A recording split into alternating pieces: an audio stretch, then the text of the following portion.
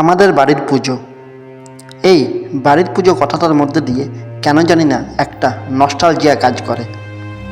সেই ছোট্টবেলায় অবাক চোখে দেখতাম ঠাকুর গড়ার কাজ।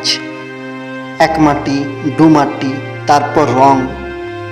বিস্ময়ভাবে দেখতাম ওই পোটো কাকুটা কীভাবে মা বসন্তীর চোখ আঁকে। ডাক পড়ানোর সময় মায়ের কোন হাতে কোন অস্ত্র দেয়া হয় তা আজও গুলিয়ে ফেলি। বছরের বাকি দিনের জনশূন্য গ্রামটা প্রাণ ফিরে পাই এই পুজোর দিনগুলিতে।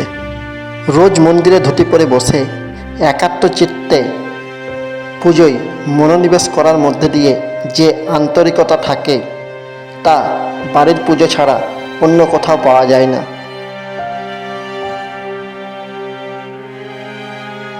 ষষ্ঠীর রাতে দেবীর বোধন,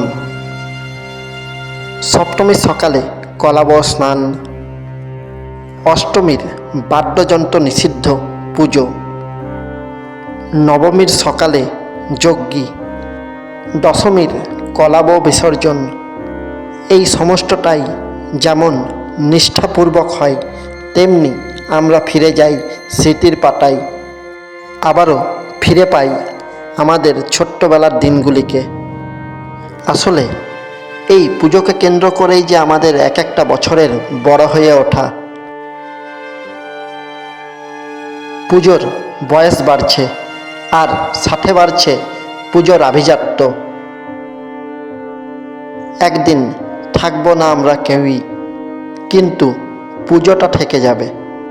এগিয়ে আসবে কোনো পরবর্তী প্রজন্ম, তাদের নূতন প্রচেষ্টায় ও নূতন আয়োজনে। এইভাবেই অনন্তকাল ধরে হতে থাকবে কালজয়ী জাগ্রত দেবীর আরাধনা। কারণ বাসন্তী পুজো আমাদের কাছে কেবল একটা পুজো নয়, আমাদের পরিবারের পরিচয়, আমাদের গ্রামের পরিচিতি।